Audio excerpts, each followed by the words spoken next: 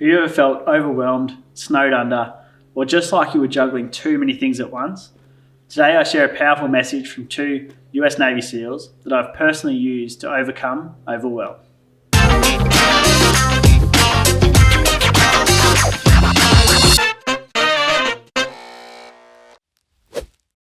One of my favourite things about my room at the Australian Defence Force Academy was that most, if not all, of the cupboard doors had a whiteboard type coating on them, which meant we were able to write to-do lists, track assignments, due dates, etc.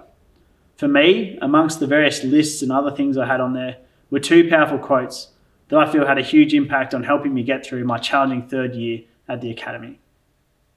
I'll share the other quote with you in a later episode, but today I want to share with you one of my favourite quotes or ideas from two retired US Navy SEALs, Jocko, Willink and Leif, Babin, which I think provides a powerful perspective on how to overcome that feeling of being overwhelmed. And the perspective is simple, it's this: prioritise and execute.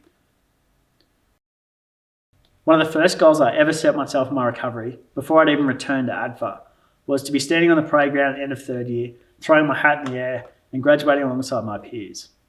During my first week at the Academy, after some time off for rehab, it became clear exactly what achieving that goal would entail.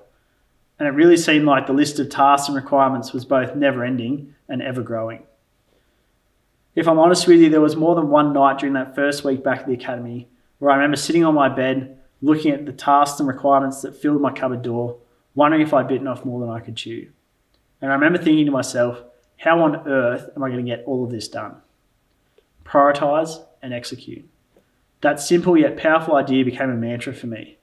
Each week I'd line up a task and then do whatever I had to get it done. I also sat down with my chain of command and worked out a plan or a prioritisation of tasks, such that I'd always be working towards that end goal. Even when things didn't go to plan and an unexpected obstacle or unexpected requirement popped up, the action would still be the same: prioritise and execute. We actually use the same principle in flying as well, prioritising tasks in the following order. We aviate, navigate, and then communicate. And it doesn't matter what's going on. We could be flying between point A and point B, or we could be dealing with an emergency. We still prioritise and execute. We aviate, navigate, and communicate. It's most important for us to fly the aircraft first and foremost, and then worry about everything else. So if you're feeling stressed out, snowed under, or overwhelmed, try writing down a list of tasks, prioritise them, and then set about getting them done.